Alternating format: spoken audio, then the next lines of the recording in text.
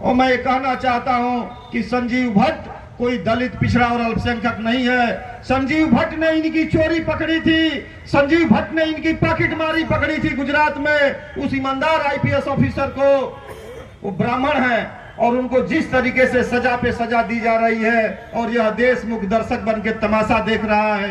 हरन पांड्या कोई दलित पिछड़े और अल्पसंख्यक नहीं थे। मुख्तार अंसारी को जब जहर का सवाल उठा और जिस तरीके से अतीक को मारा गया था, जिस तरीके से शहाबुद्दीन को मारा गया था, ये दिखाया जा रहा है कि हिंदू और मुस्लिम के नाम पर किस तरीके से हम बटे, कैसे हमारे और आपके बीच में विभेद बने और उस विभेद का फायदा भारतीय जनता पार्टी उठाना चाहती है। उनको इस देश के विकास, इस देश की नौजवानों से, किसानों से, महिलाओं के सम्मान से कोई लेना देना नहीं है। दोस्तों, पूंजीवादी ताकतें चाहे किसी जाति और मजहब के हों, हरेन पांड्या कोई दलित अल्पसंख्यक नहीं थे। शुक्ला जी जिन्होंने अमित शाह का बहुत बड़ा भ्रष्टाचार पकड़ा था गुजरात में, आईपीएस ऑफिसर है और आज भी वो फाइल दबा के रखी गई है। यहाँ इंटेलिजेंस के लोग घूम रहे होंगे, हम लोगों की बातों को रिकॉर्ड कर रहे होंगे। सवाल बहुत तगड़ा है। सिर्फ संविधान की ही बात नहीं है दोस्तों, इस देश का जीवन स्तर आने वाले समय में कैसे होगा और किस तरीके से अग्निवीर के माध्यम से, वो इसलिए नहीं, उनकी कोई मंशा नहीं है कि चाइना की आर्मी की तरह से भारत में आर्मी तैयार करें। उनकी सिर्फ एक मंशा है कि जो 100 लोग भर्ती हो रहा है उसमें से कौन 25 ऐसा है जो उनके मन के मुताबिक चलने वाला है, सिर्फ उसको सेना में रखना चाहते हैं और बाकी वो 75 लोग जो उनके मसूबों के खिलाफ हैं उनको उसमें से छांटा जा रहा है। देश में जब किसान आंदोलन कर रहे थे, इन भारतीय जनता पार्टी वालों की साजिश थी किसानों के ऊपर गोली चलाने की, लेकिन देश की सेना ने कहा कि हम अपने घर के लोगों पर गोली नहीं चला सकते हैं और उसके बाद 4 वर्ष तक इस देश में भर्ती रोकी गई और ये साजिश की गई है। और जिस दिन सेना में उनके मन के मुताबिक सारे लोग होंगे, उस दिन से मनमानी का दौर इस देश में, असली जो जुल्म का दौर है इस देश में शुरू होगा। इसलिए लड़ने की जरूरत है। मैं और कोई लंबी बात न कहते हुए आप सभी जिले के साथियों का अभिवादन करता हूं। आप एक अच्छी संख्या में उपस्थित हुए हैं, इसके लिए आप सबको धन्यवाद करता हूं।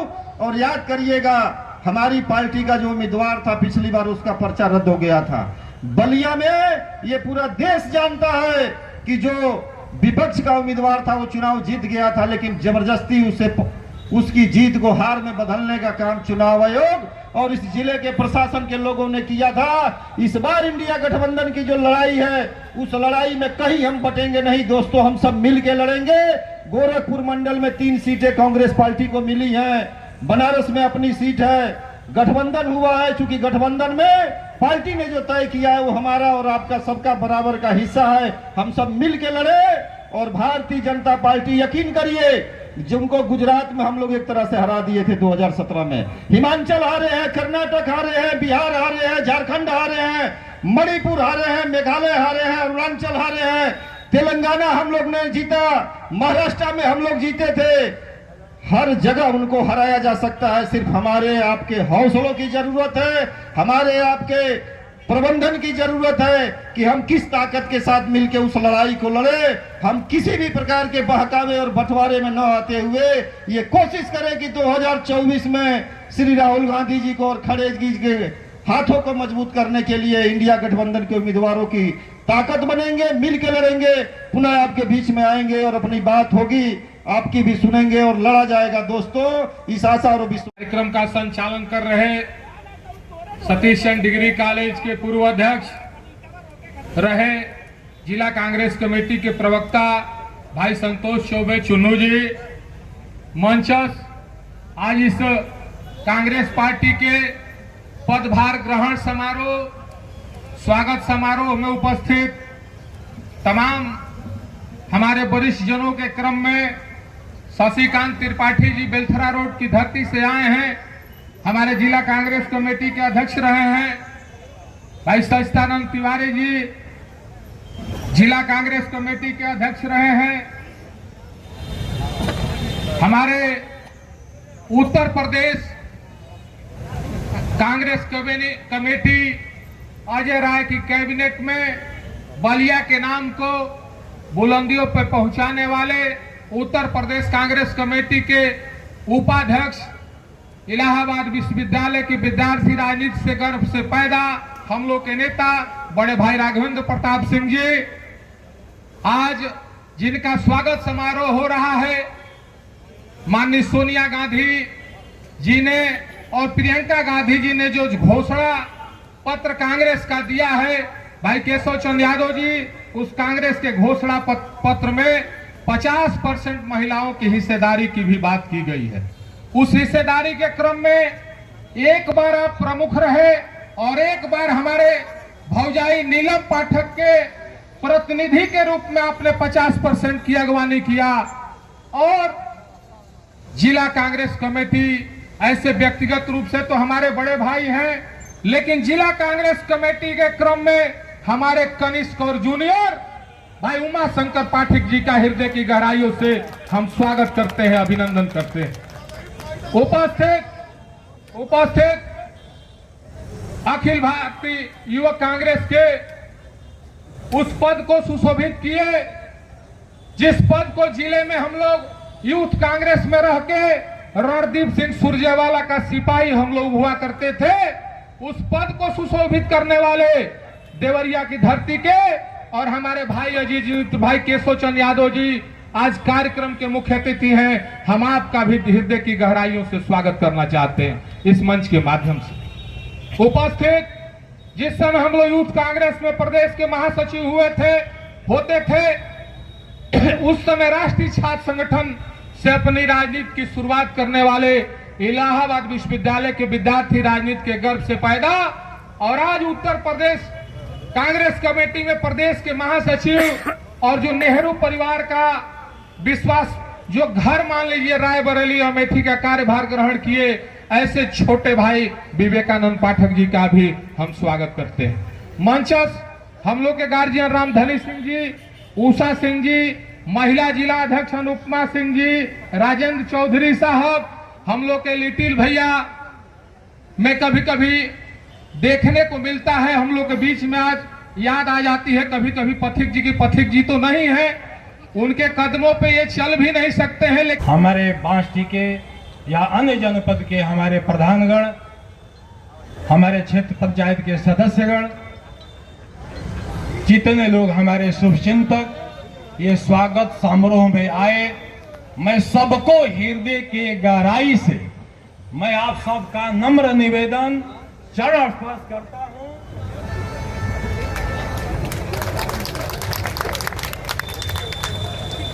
वाले उत्तर प्रदेश कांग्रेस कमेटी के उपाध्यक्ष, हम सब के बगल के जनपद के रहने वाले भाई केशव चंद्र यादव जी का मैं दिल के गहराइयों से स्वागत करता हूं।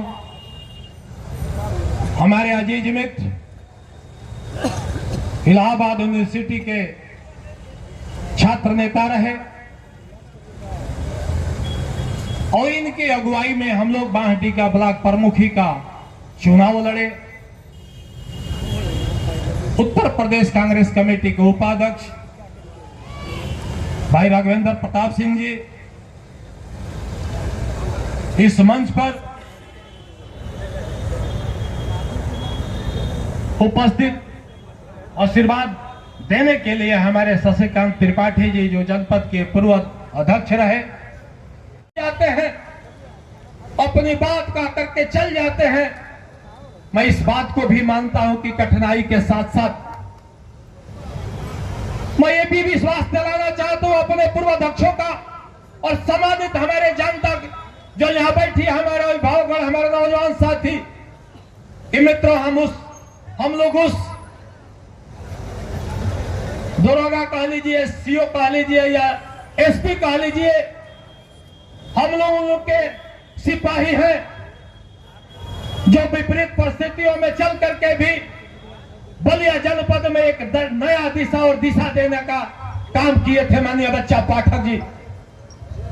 मैं विश्वास आपको दिलाता हूं कि जिस दिन यह मुझे समझ में आ जाएगा कि कांग्रेस कार्यालय का और कांग्रेस साथियों का किसी भी तरीका से ये कांग्रेस में मेरे द्वारा बदनामी हो रही है, मैं उस दिन जनपद का जिला अध्यक्ष रहने का काम मैं नहीं कर सकता हूं। और इतिहास ये साबित करता है, साक्ष्य है हमारे भाई राघवेंद्र प्रताप सिंह कि जिनके आपने जिस बल पर आपने अध्यक्ष बनाने का बड़ा प्रमुख बनाने का काम किया, जनपद में एक ऐसा ब्लॉक रहा कि पूरे जनपद के लोग उसका अनुसरण लेते हैं। यहां तक कि डीएम उस जमाने का पंडियन सिंह से लेकर के पंकज यादव, मधुकर द्विवेदी लोग से कहा करते थे अपने अधिकारियों से कि सीखना है, देखना है तो बांडी बुला करके जाकर देखो। क्या हो गया? गाड़ी से ले जाइए। ईट से ईट बजा देने का काम करूंगा, किया भी हूं। यही मित्र राघवेंद्र भाई है। बाष्टी ब्लॉक में, बाष्टी हम लोग के ब्लॉक में हॉस्पिटल में डॉक्टर नहीं था और मैं हम लोग प्रमुख थे। रोड गड़बड़ हो गया था, उस पिच को उखाड़ दिया गया था बाष्टी का। हम लोग धरने पर बैठे और बैठ करके हॉस्पिटल में एक सांप काट दिया था। इस नौजवान को उनकी देहांत हो गया था। हम लोग उनको एक चट्टी पर लेकर के हम लोग मेन चौराहे पर, प्रशासन का छक्का छूट गया। 8 बजे बजते तपेंद्र प्रसाद सीडीओ थे, एक डॉक्टर लेकर के जब गए तब जाकर के धरना प्रदर्शन समाप्त हो गया। आप किसी से पता भी कर लीजिएगा मित्रों। वो दिन आपको पूरे जनपद में जितने साथी हैं, मैं कहना चाहता हूं कि मित्रों वो दिन कहीं से गड़बड़ नहीं होगा। आपको मैं याद दिलाता हूं, जब भी कहीं कोई दिक्कत आएगी हमको आप याद दिलाएंगे। मैं अपने पूरे ब्लॉक अध्यक्षों से मैं निवेदन करूंगा, अपने पीसीसी के सदस्यों से निवेदन करूंगा कि अध्यक्ष माने बहुत कुछ नहीं होता है। आप अध्यक्ष के हाथ है, पैर है, हृदय है, मानसिक सारे बदका ही है। मैं आपसे निवेदन करूंगा कि कहीं किसी की कोई घटना होती है, यहां तक कि कोई जीवन से लेकर के मरण तक कोई बात आता है, हम आपको सूचना दे, मैं निश्चित मैं उसके साथ चलने का काम करूंगा। कोई भी बात आती है आप हमके टेलीफोन द्वारा निवेदन करेंगे। मैंने अपने संगठन के माध्यम से मैं कहा था मित्रों, मैं कहा था कि आप जो है हमें याद करेंगे। मैं आपके साथ कहीं भी संगठन में प्रत्येक ब्लॉक में मैं लगातार 2 रात में विश्राम करने का काम करूंगा, आपके साथ चलने का काम करूंगा। इन चंद शब्दों के साथ मित्रों एक शेर के माध्यम से, जिंदगी तो असली लड़ाई अभी बाकी है मित्रों, जिंदगी में असली लड़ाई अभी बाकी है। मेरे इरादों का इम्तिहान अभी बाकी है। अभी तो नापी है मैं मुट्ठी भर जमीन मित्रों, मैंने जाम नापी है मुट्ठी भर जमीन, अभी तो सारा आसमान बाकी है। अभी आपको मैं याद दिला दूं, 14 अप्रैल को आपको करवाक अध्यक्ष रूप में पत्र मिला। करवाक अध्यक्ष रूप में पत्र मिल करके जनपद में मैं 12 पंचायत का चुनाव, नगर निकाय का चुनाव था। आपके प्रत्याशी 10 जगह पर लड़े थे, मात्र 2 पर नहीं लड़े थे। यदि भाजपा का 11 पर लड़ा था तो कांग्रेस पार्टी का भी 10 पर लड़ा था और किसी पार्टी आपके काबिल नजदीक नहीं पहुंची थी। मैं विश्वास दिलाता हूं मित्रों कि ये लड़ाई इंडिया गठबंधन को जितने जो भी साथी प्रत्याशी आएंगे उनको आप जिताने का काम करेंगे, उनके आप लड़ने का, उनके साथ चलने का काम करेंगे। मैं आपसे मैं विश्वास दिलाता हूं कि जहां आप जाएंगे कहीं कोई दिक्कतें उनके साथ आएगी, उस दिक्कतों को हम मिल करके बांट लेने का काम करेंगे। लेकिन कहीं उनके कार्यकर्ताओं से आपको पीछे रहने का काम नहीं करना है। एक चीज और विश्वास दिलाता हूं मित्रों कि ये लड़ाई 47 साल हो गया। नेताजी बलिया का इतिहास रचने में 47 साल बीत गया। मैं पूर्व आपको ले चल रहा हूं, जिस समय कांग्रेस का गाय बछा का चुनाव था, जिस समय कांग्रेस का गाय बछा का चुनाव चिन्ह था, उस चुनाव चिन्ह में 77 में एक आंधी चली थी। उस आंधी में मास्टी में एक लहर चला था, माननीय बच्चा पाठक जी का, वो चुनाव जीते थे। और पुनः मैं आप सबके, आपके माध्यम से, आपके जोर और जवानी के बल पर मैं शपथ लेता हूं कि 2027 में से कांग्रेस पार्टी का एक इतिहास रचा जाएगा, यही कांग्रेस कमेटी का मैं शपथ लेता हूं। इसलिए मैं कह रहा हूं, इस बल पर कह रहा हूं कि 1947 में जब आपको आजादी मिली थी, 1947 में जब आपको आजादी मिला था, तब बलिया में किसी दल का कोई कार्यालय नहीं था। एक कार्यालय था, जिस कार्यालय में यह मंदिर में आपके सामने दिखाई दे रहा है। इसी मंदिर पर कांग्रेस का झंडा जो है 47 का आजादी का फहराया गया, सन 42 का फहराया गया था। 47 को छोड़ दीजिए, यह कांग्रेस कार्यालय का मंदिर है। और इस मंदिर के सामने जो मैं शपथ लिया आपके जवानी और जोश के बल पर लिए कि सन 1947-27 उस समय 47 साल हो जाएगा और आपकी जोर जवानी के बदौलत 27 में पूरे 7 विधानसभा में कहीं न कहीं आप काबिज होंगे। इन चंद शब्दों के साथ पुनः अपने सारे नौजवान साथियों का, अपने अभिभावकों का निवेदन जरूर करेंगे कि आप लोग बैठे रहेंगे जिस स्थान पर भगवान रूपी जो भी प्रसाद है उस। जी भैया, एक पहले परिचय देते हुए आपको बता दें, आज किस पद पे आप आज शपथ ग्रहण करेंगे? कांग्रेस कमेटी के जिला अध्यक्ष कार्यभार जिला सर, वहाँ मौजूद में राजनीति का माहौल चल रहा है और लगातार हमलावर है सत्ता पक्ष 400 के बाद। ऐसी परिस्थिति में आप किस तरह से अपनी पार्टी को क्या पे गठबंधन को दिलाने जा रहे हैं? मैं विगत पिछले बार भी मैं कहा था उनकी 400 साल सिर्फ हवाई है, कहीं धरातल पर कोई है नहीं। आज जो भी चुनाव होने जा रहा है 2024, ये विकास के मुद्दे पर होने जा रहा है और ये विकास के मुद्दे पर निश्चित वो कहीं जो है खड़ा उतरने वाले नहीं है। जो भी विकास है ये कांग्रेस की जमाना का है, उसी पर ये पार्टी अपनी भुना रही है। इनका कहीं 400 पार होने वाला नहीं है, 140 के ही नीचे ये रहेंगे। आप समय आएगा तो देखिए। तो जिस तरह से मौजूदा राजनीति चल रही है, एक दूसरे को खींचता है, कई जो नेता हैं, जो बड़े नेता हैं, जो आपकी पार्टी के हैं, छोड़कर बीजेपी ज्वाइन करें, क्या कहेंगे? ये चुनाव के दरमियान में ये हर आदमी कहीं ना कहीं जो लड़ने वाले व्यक्ति होते हैं, कहीं इधर से कहीं उधर, कहीं हमारे दल से कोई उधर जाते हैं, कहीं और हमारे दल में आते हैं। ये कोई बहुत खींचातानी की बात, ये बात सत्य नहीं मैं मानता हूँ। ये तो कहीं ना कहीं जो मजबूत है, जो समझ में आता है, हमको जहाँ जरूरत है, हमारे दल में जिनकी जरूरत है वो आते हैं। इसमें खींचातानी की बात नहीं। तो 2024 चुनाव को लेकर पार्टी का रोल क्या रहेगा? लोकसभा चुनाव को लेकर पार्टी का रोल क्या रहेगा? कांग्रेस पार्टी गठबंधन, इंडिया गठबंधन बना है। अब इसमें कोई पार्टी नहीं रही। इंडिया गठबंधन में सारे दल के लोग हैं, जिसमें कांग्रेस ही नेतृत्व कर रही है और जिसमें राहुल जी, प्रियंका जी, माननीय खड़गे जी का नेतृत्व में ही इंडिया गठबंधन का गठबंधन हुआ है। सारे दल के लोग हैं।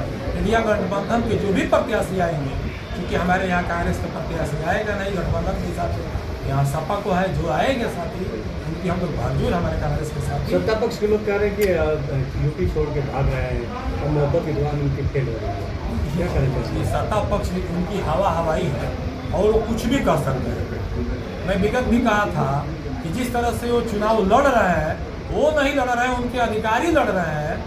और आज भी मैं फिर दोबारा आपके सामने मैं कह रहा हूँ कि इतिहास के एक अध्याय लिखा जाएगा कि अधिसूचना जारी होने के बाद कोई मुख्यमंत्री को जेल में डाला जा रहा है। वो नहीं लड़ रहे हैं, उनके माध्यम से जो उनके सीबीआई हैं, ईडी के लोग हैं, वो जांच के माध्यम से लड़ रहे हैं। नेताओं को डरा के धमका के। ये भी मैं आपके माध्यम से पूछना चाहता हूँ, तो उनके लोग में कितने लोगों को ईडी ने और सीबीआई ने छापा मारा? हमको तो नहीं कोई जानकारी है कि जो सपा के कार्यकर्ता है, भाजपा के कार्यकर्ता है, उनको तो सीबीआई का छापा पड़ा और ईडी का छापा पड़ा। 100 साल से पुरानी, ज़्यादा पुरानी पार्टी ये आपका सोच है। अभी आप देख रहे कांग्रेस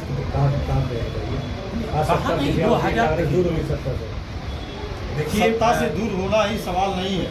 आप हिमाचल में भाजपा को हम लोगों ने नहीं हराया, कर्नाटक में हम लोगों ने नहीं हराया, मणिपुर में हम लोगों ने नहीं हराया, अरुणाचल में हम नहीं हराए, तेलंगाना हम नहीं हराए, गुजरात में 9 सीटों से रह गई 60 वोट से लेके और 1600 के अंतर से, और बैलेट में छल किया गया।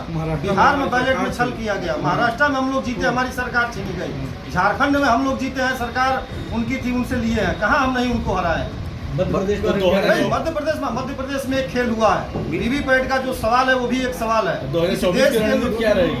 इस देश के लोकतंत्र में पहली बार ये हुआ है कि आजाद हिंदुस्तान में 8% महिलाओं का वोट सबसे ज्यादा पड़ा। हम इस बात का स्वागत करते हैं, लेकिन हम आज भी सवाल उठाते हैं कि वीवीपैट के माध्यम से छल करने की कोशिश की गई है। लगातार सर्वोच्च न्यायालय के शरण में हम लोग हैं। पिछले 9 महीने से सारे इंडिया गठबंधन दल के साथी मांग रहे थे, समय नहीं मिल रहा था चुनाव आयोग से। देखिए सर्वोच्च न्यायालय का फैसला क्या आता है। वीवीपैट की जिस दिन गिनती हो गई, भाजपा का नामो निशान मिट जाएगा, सुबह साफ।